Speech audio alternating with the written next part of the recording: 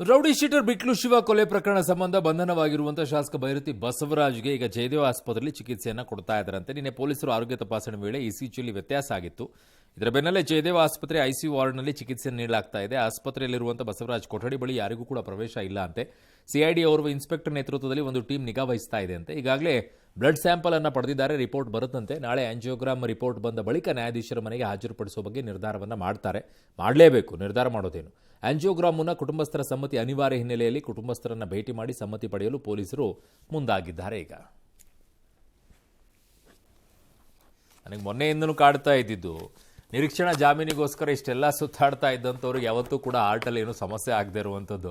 ಏಕಾಏಕಿಯಾಗಿ arrest ಮಾಡಿದ ತಕ್ಷಣ ಆರ್ಟಲ್ಲಿ ಸಮಸ್ಯೆ ಕಾಣಿಸ್ಕೊಂಡ್ಬಿಟ್ಟು ವಿಐಪಿ ಸಂಸ್ಕೃತಿ ಇದು ತುಂಬಾ ಕಡೆ ನೋಡಿದೀವಿ ನಾವು. ಈ ತರ ಅದೇ ಬೇರೆಯವರಾಗಿದ್ರೆ ಈ ತರ ಆಗಲ್ಲ. ವಿಐಪಿಗಳಾದಾಗ ಮೊದಲು ಹಾಸ್ಪಿಟಲ್ ಹೊಟ್ಟೋಗ್ತಾರೆ ಡೈರೆಕ್ಟ್ ಆಗಿ. Very sad. ವಾಣಿಜ್ಯ ನಗರಿ ಮುಂಬೈನಲ್ಲಿ ನಿರ್ಮಾಣ ಹಂತದ ಮೆಟ್ರೋ ಪಿಲ್ಲರ್ನ ಸ್ಲ್ಯಾಬ್ ಕುಸಿದು ಓರ್ವ ಸಾವನ್ನಪ್ಪಿದ್ದಾರೆ. 4 ಗಂಭೀರವಾಗಿ ಗಾಯಗೊಂಡಿದ್ದು ಆಸ್ಪತ್ರೆಗೆ ದಾಖಲಿಸಲಾಗಿದೆ. LBS ರಸ್ತೆಯ ಬಳಿ ಮಧ್ಯಾಹ್ನ ಈ ದುರ್ಘಟನೆ ಸಂಭವಿಸಿದೆ. ಕಾಮಗಾರಿ ನಡೀತಾ ಇದ್ದ ವೇಳೆ ರಸ್ತೆಯಲ್ಲಿ ಸಾಗುತ್ತಾ ಇದ್ದ ಆಟೋ ಹಾಗೂ ಕಾರಿನ ಮೇಲೆ ಆ ಕಾಂಕ್ರೀಟ್ ಸ್ಲ್ಯಾಬ್ ಕುಸಿದು ಬಿದ್ದಿತ್ತು. ಸುದ್ದಿ ತಿಳಿತಾ ಇದ್ದಂತೆ ಅಗ್ನಿಶಾಮಕ ದಳ ಸಿಬ್ಬಂದಿ, ಪೊಲೀಸ್ ತಂಡ, ಮೆಟ್ರೋ ಸಿಬ್ಬಂದಿ, ಸ್ಥಳೀಯ ಅಧಿಕಾರಿಗಳು ಮತ್ತು 108 ಆಂಬ್ಯುಲೆನ್ಸ್ ಸೇವಾ ಸಿಬ್ಬಂದಿ ಸ್ಥಳಕ್ಕೆ ಧಾವಿಸಿ ರಕ್ಷಣಾ ಕಾರ್ಯಾಚರಣೆ ಆರಂಭಿಸಿದರು. ಗಾಯಾಳುಗಳನ್ನು ಹತ್ತಿರದ ಆಸ್ಪತ್ರೆಗೆ ದಾಖಲು ಮಾಡಲಾಗಿದ್ದು ಚಿಕಿತ್ಸೆ ಮುಂದುವರೆದಿದೆ ಅಂತ ಅಧಿಕಾರಿಗಳು ಹೇಳಿದ್ದಾರೆ.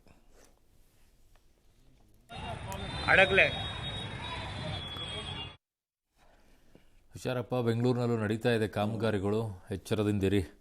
ಇನ್ನು ಪುಲ್ವಾಮಾ ದಾಳಿ ಇವತ್ತು ಎಲ್ಲರೂ ಕೂಡ 14 ಫೆಬ್ರವರಿ ಅಂತ ಹೇಳ್ಬಿಟ್ಟು ವ್ಯಾಲೆಂಟೈನ್ಸ್ ಡೇ ಆಚರಿಸ್ತೀರ. ಆದರೆ ಇದನ್ನು ನೆನಪಲ್ಲಿ ಇಟ್ಕೊಳ್ಬೇಕು. ಈ ದೇಶ 7 ವರ್ಷದ ಹಿನ್ನೆಲೆಯಲ್ಲಿ ಘಟನೆಯಲ್ಲಿ ಮೃತಪಟ್ಟ ಯೋಧರಿಗೆ ಗೌರವ ನಮನವನ್ನು ಪ್ರಧಾನಿ ನರೇಂದ್ರ ಮೋದಿಯವರು ಸಲ್ಲಿಸಿದ್ದಾರೆ. ಹುತಾತ್ಮ ಯೋಧರನ್ನ ವೀರ ಸೇನಾನಿಗಳು ಅಂತ ಶ್ಲಾಘಿಸಿದ್ದಾರೆ. 2019ರ ಈ ದಿನ ಪುಲ್ವಾಮಾ ದಾಳಿಯಲ್ಲಿ ತಮ್ಮ ಪ್ರಾಣ ತ್ಯಾಗ ಮಾಡಿದ ವೀರ ಸೇನಾನಿಗಳನ್ನು ಸ್ಮರಿಸ್ತಾ ಇದ್ದೇವೆ. ಅವರ ದೇಶಭಕ್ತಿ ಮತ್ತು ಸೇವೆ ಸದಾ ನಮ್ಮ ಮನಸ್ಸಿನಲ್ಲಿ ಉಳಿಯುತ್ತೆ. ಅವರ ಧೈರ್ಯವು ಪ್ರತಿಯೊಬ್ಬ ಭಾರತೀಯನಿಗೂ ಕೂಡ ಪ್ರೇರಣೆ ನೀಡುತ್ತೆ ಅಂತ ಪ್ರಧಾನಿ ಮೋದಿ ಅವರು ಎಕ್ಸ್ನಲ್ಲಿ ಪೋಸ್ಟ್ ಮಾಡಿದ್ದಾರೆ. ಲೋಕಸಭಾ ವಿಪಕ್ಷ ನಾಯಕ ರಾಹುಲ್ ಗಾಂಧಿ ಕೂಡ ಪುಲ್ವಾಮಾ ದಾಳಿಯ ಹುತಾತ್ಮ ಯೋಧರಿಗೆ ಗೌರವ ನಮನವನ್ನು ಸಲ್ಲಿಸಿದ್ದು, 2019ರಲ್ಲಿ ಪುಲ್ವಾಮಾದಲ್ಲಿ ನಡೆದ ಭಯೋತ್ಪಾದಕ ದಾಳಿಯಲ್ಲಿ ಹತರಾದ ವೀರ ಯೋಧರಿಗೆ ನನ್ನ ಹೃದಯಪೂರ್ವಕ ಗೌರವ ನಮನಗಳು. ತಾಯಿ ಭಾರತೀಯನ ರಕ್ಷಿಸಲು ಅವರು ಮಾಡಿದ ಮಹಾನ್ ತ್ಯಾಗಕ್ಕೆ ದೇಶವೆಂದೂ ಅವರಿಗೆ ಚಿರಋಣಿಯಾಗಿರಲಿದೆ ಅಂತ ಎಕ್ಸ್ನಲ್ಲಿ ಪೋಸ್ಟ್ ಮಾಡಿದ್ದಾರೆ. ಫೆಬ್ರವರಿ 14, 2019ರಂದು ಜಮ್ಮು ಮತ್ತು ಕಾಶ್ಮೀರದ ಪುಲ್ವಾಮಾ ಜಿಲ್ಲೆಯಲ್ಲಿ ಭಾರತೀಯ ಇತಿಹಾಸದಲ್ಲೇ ಭೀಕರ ಭಯೋತ್ಪಾದಕ ದಾಳಿ ನಡೆದಿತ್ತು. ಈ ದಾಳಿಯಲ್ಲಿ 40 ಮಂದಿ ಸಿಆರ್ಪಿಎಫ್ ಯೋಧರು ಮೃತಪಟ್ಟಿದ್ದರು.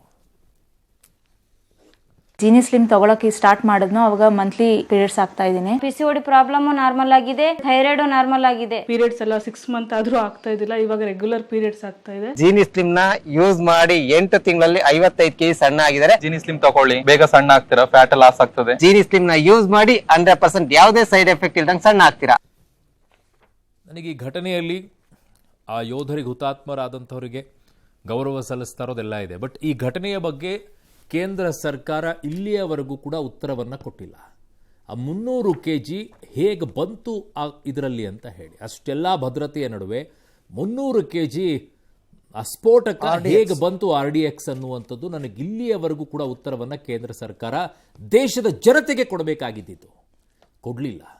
ರಾಹುಲ್ ಗಾಂಧಿ ಅವರು ಇದಾದ ನಂತರ ಭಾರತ ದೇಶ ಪಾಕಿಸ್ತಾನಕ್ಕೆ ಕೊಟ್ಟಂಥ ಉತ್ತರದಲ್ಲಿ ನೀವು ಕೇಳಿದ್ರಲ್ಲ ಸಾಕ್ಷ್ಯಗಳನ್ನು, ಅದಕ್ಕೂ ಕೂಡ ಸ್ಯಾಡ್ ಅನಿಸುತ್ತೆ ನಮಗೆ. ನೀವು ಗೌರವ ಸಲ್ಲಿಸ್ತಾ ಇದ್ದೀರಾ, ಗೌರವ ಸಲ್ಲಿಸಿ. ಬಟ್ ಅದಾದ ನಂತರ ಪಾಕಿಸ್ತಾನಕ್ಕೆ ಉತ್ತರ ಕೊಟ್ಟಿದ್ರ ಬಗ್ಗೆ ಕೂಡ ಶ್ಲಾಘಿಸಬೇಕು. ನೀವು ಅಲ್ಲಿ ಹಿಂಗೆ ನಾನು ಹಿಂಗೆ ಅಂತ ಅಂದ್ಕೊಂಡು ಮಾಡೋಕ್ಕಾಗೋದಿಲ್ಲ. ಬಟ್ ಕೇಂದ್ರ ಸರ್ಕಾರ ಇದಕ್ಕೆ ಉತ್ತರ ಕೊಡಬೇಕು. ಇನ್ನೂ ಉತ್ತರ ಕೊಟ್ಟಿಲ್ಲ. 7 ವರ್ಷ ಆದರೂ ಕೂಡ 300 kg RDX ಹೆಂಗೆ ಬಂತು, ಫಸ್ಟ್ ಉತ್ತರ ಕೊಡಿ ಅದಕ್ಕೆ. ಇನ್ನು ಅಸ್ಸಾಂನ ದಿಬ್ರುಗಢ ಜಿಲ್ಲೆಯ ಮೊರಾನ್ ಬೈಪಾಸ್ನಲ್ಲಿ ನಿರ್ಮಾಣ ಆಗಿರತಕ್ಕಂಥ ದೇಶದ ಮೊದಲ ಹೆದ್ದಾರಿ ತುರ್ತು ಲ್ಯಾಂಡಿಂಗ್ ಸೌಲಭ್ಯವನ್ನು ಪ್ರಧಾನಿ ನರೇಂದ್ರ ಮೋದಿ ಅವರು ಉದ್ಘಾಟಿಸಿದರು. ವಾಯುಪಡೆಯ C-130J ಸೂಪರ್ ಹರ್ಕ್ಯುಲಸ್ ವಿಮಾನದಲ್ಲಿ ಐತಿಹಾಸಿಕ ಲ್ಯಾಂಡಿಂಗ್ ಆಗುವ ಮೂಲಕ ಉದ್ಘಾಟಿಸಿದರು. ಬಳಿಕ ಸುಖೋಯ್ S-30, MKI ಮತ್ತು ರಫೇಲ್ ಫೈಟರ್ ಜೆಟ್ಗಳ ಟಚ್ ಅಂಡ್ ಗೋ ವಾಯು ಪ್ರದರ್ಶನಗಳನ್ನು ನಡೆಸಲಾಯಿತು. ಅಂದಹಾಗೆ ಇದು ಸುಮಾರು 100 ಕೋಟಿ ವೆಚ್ಚದಲ್ಲಿ ನಿರ್ಮಿಸಲಾಗಿರುವ ತುರ್ತು ಲ್ಯಾಂಡಿಂಗ್ ಸೌಲಭ್ಯ. ರಾಷ್ಟ್ರೀಯ ಹೆದ್ದಾರಿ ಸುಮಾರು 4.2 ಕಿಲೋಮೀಟರ್ ಉದ್ದ ಇದೆ. ಈಶಾನ್ಯ ರಾಜ್ಯಗಳಲ್ಲಿ ತುರ್ತು ಸಂದರ್ಭಗಳಲ್ಲಿ ಭಾರತೀಯ ವಾಯುಪಡೆಯ ಯುದ್ಧ ವಿಮಾನಗಳು, ಸಾರಿಗೆ ವಿಮಾನಗಳು ಇಳಿಯೋದಕ್ಕೆ ಹಾಗೂ ಟೇಕ್ ಆಫ್ ಆಗಲು ಅನುವು ಮಾಡಿಕೊಳ್ಳುವಂತೆ ವಿನ್ಯಾಸಗೊಳಿಸಿದ್ದಾರೆ.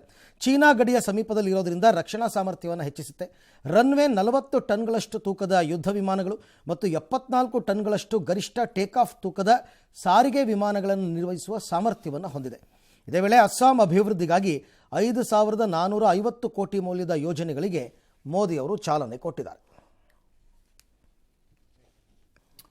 ನಾವಿನ್ನೂ ಕಡಿಮೆ ಈ ವಿಚಾರದಲ್ಲಿ, ತುಂಬಾನೇ ಕಡಿಮೆ. ನಾವು ತುಂಬಾ ಕಡಿಮೆ ಇದ್ದೀವಿ ಈ ಭಾಗದಲ್ಲಿ. ಯಾಕಂದ್ರೆ ಚೀನಾ ಗಡಿ ಭಾಗದಲ್ಲಿ ನಾವು ಚೀನಾ ಯಾವ ಹಂತಕ್ಕೆ ಹೋಗಿ ತಲುಪಿದೆ ಅಂತಂದ್ರೆ ಅಲ್ಲಿ ದೊಡ್ಡ ದೊಡ್ಡ ನಗರವನ್ನೇ ಆರಂಭ ಮಾಡಬಹುದೇನೋ ಆ ರೀತಿಯಲ್ಲಿ ವ್ಯವಸ್ಥೆಯನ್ನು ಮಾಡ್ಕೊಂಡಿದೆ, ಆ ರೀತಿಯಲ್ಲಿ ಕನ್ಸ್ಟ್ರಕ್ಷನ್ಗಳನ್ನು ಮಾಡ್ಕೊಂಡಿದೆ. ಆದರೆ ನಾವು ಒಂದೊಂದೇ ಅಂಬೆಗಾಲು ಇಡ್ತಾ ಇದ್ದೀವಿ. ಇದನ್ನ ಇಡ್ತಾ ಇದ್ರು ಕೂಡ ಅನೇಕರು ಟೀಕೆ ಮಾಡ್ತಾ ಇದ್ದಾರೆ. ಏನು ಅನಿವಾರ್ಯತೆ ಇತ್ತು, ಅದಕ್ಕೆ ಯಾಕೆ ಅಷ್ಟೊಂದು ಹಾಕಬೇಕು ಅಂತ ಮಾತಾಡೋರು ನಮ್ಮಲ್ಲಿದ್ದಾರೆ.